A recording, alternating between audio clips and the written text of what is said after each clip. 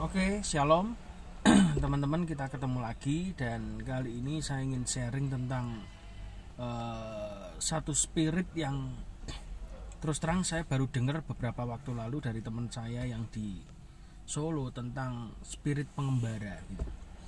Jadi spirit pengembara ini adalah orang-orang yang kadang profetik ya toh, tapi tidak digembalakan. Jadi dia ya mengerjakan apa yang maunya Tuhan kemana-mana begitu, tapi sulit banget mengikuti directionnya Tuhan secara korporat gitu. Jadi seperti namanya pengembara, jadi dia tidak suka di satu tempat begitu dan dia lebih memilih dari semua hal yang diinginkan sendiri. Jadi nalurinya kemana ya dia berangkat kemana gitu. Nah, ternyata spirit pengembara ini banyak diketemukan di dalam gereja gitu. Nah, baik atau enggak? Ya ada baiknya, ada enggaknya gitu.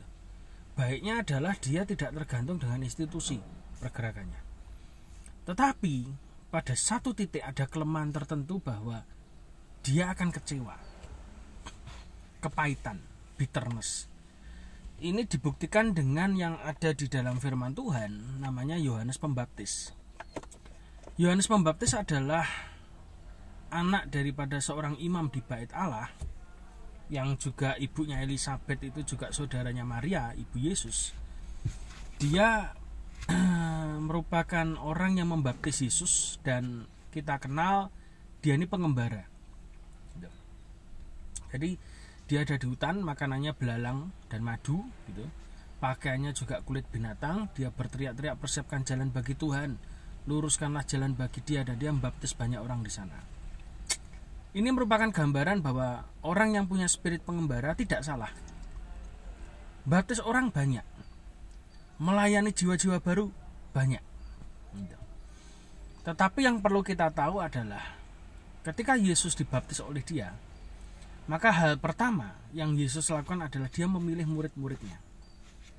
Dia memuridkan, dia menggembalakan dalam satu wadah begitu, dalam satu kelompok. Tapi di mana Yohanes Pembaptis? Yohanes Pembaptis tidak bergabung dengan Yesus gitu. Sampai pada akhirnya ada satu peristiwa, dia menegur salah satu dari kalau tidak salah saudaranya Herodes.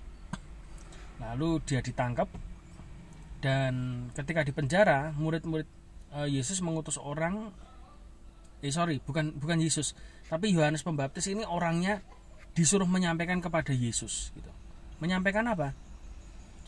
Kamu itu Mesias yang kami tunggu ataukah kami masih nunggu lagi yang lain gitu. Wih, ngeri. Padahal dia sendiri yang baptis, dia sendiri yang terima juga pernyataan bahwa ada suara yang dari langit yang mengatakan, inilah anakku yang berkenan, kepadanya yang kukasih, kepadanya lah aku berkenan. Jadi Yohanes Pembaptis ini mengalami hal spektakuler ketika ketemu Tuhan Yesus waktu dia dibaptis. Bahkan dia berkata, membuka kain kasutmu saja aku tidak layak.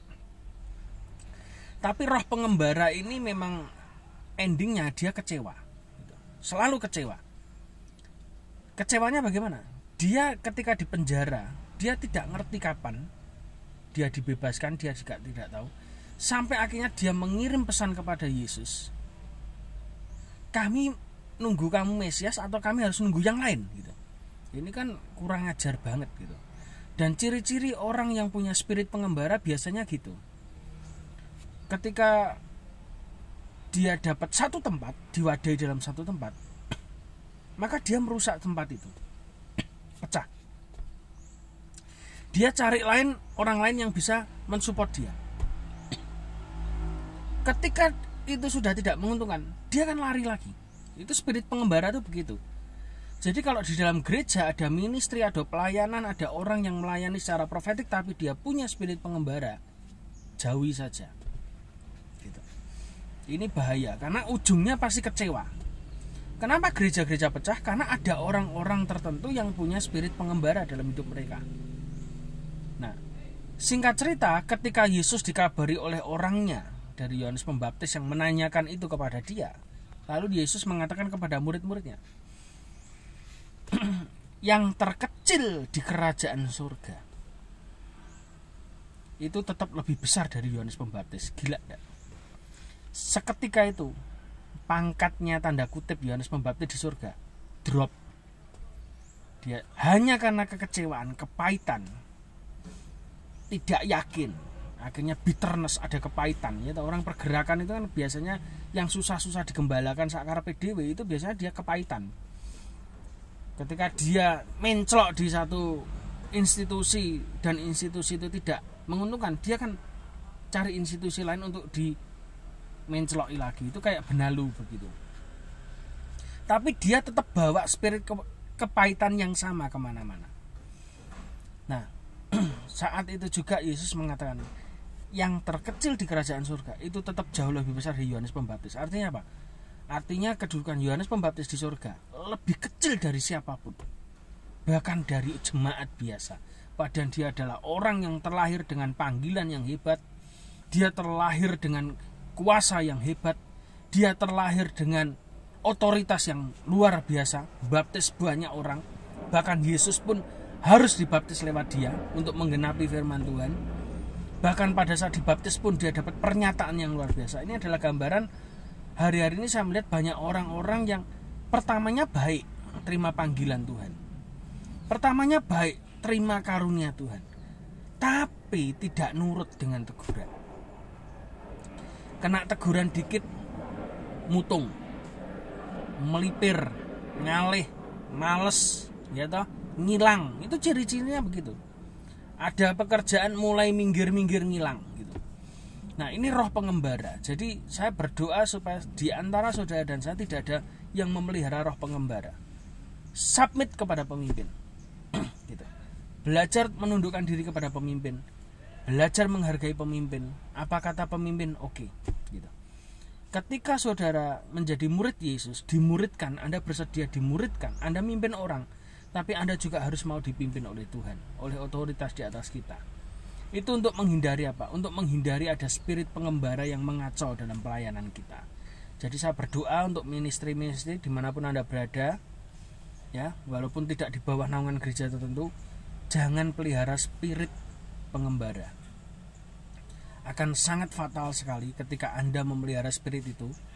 Pelayanannya bagus, pelayanan jalan, tapi at the time saya melihat dengan orang-orang seperti ini, di akhir pelayanan mereka mesti mereka kecewa, mesti mereka kepahitan. Jadi waspada dengan spirit pengembara yang satu ini. Belajar untuk menghargai orang lain, belajar untuk menjadi orang yang tahu terima kasih, belajar untuk menjadi orang yang betul-betul kita ini punya hati yang rendah hati gitu. Itu menghindari saudara dan saya dari spirit pengembara. Kita tahu banyak, kita lebih dari yang lain, tetapi ingat, Tuhan mencari orang yang rendah hati, bukan orang berkarunia. Itu masalahnya. Jangan sampai di satu titik ketika kita nanti mengalami benturan, lalu kita kecewa, kita lari dari Tuhan, kita sakar PDW, kita terputus dari arus Tuhan yang membawa kita kemana-mana gitu.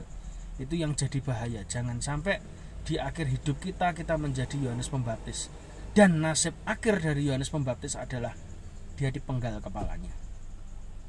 Ya, itu. Jadi orang yang tidak mau dimuridkan, yang tidak mau tunduk dengan pimpinan yaitu kepala, maka kepalanya sendiri akan hilang. Jadi pelayanan apapun Anda harus hati-hati, jangan sombong, ya, jangan merasa hebat, jangan merasa sudah menangkan banyak jiwa untuk Tuhan. Wah, cerita kemana-mana, tidak perlu.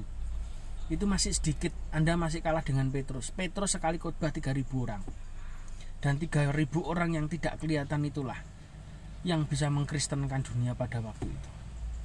Jadi belajar rendah hati, belajar dididik, belajar dibentuk, nurut dengan maunya Tuhan, nurut dengan maunya atasan gitu. Belajar dimuridkan. Tuhan Yesus memberkati.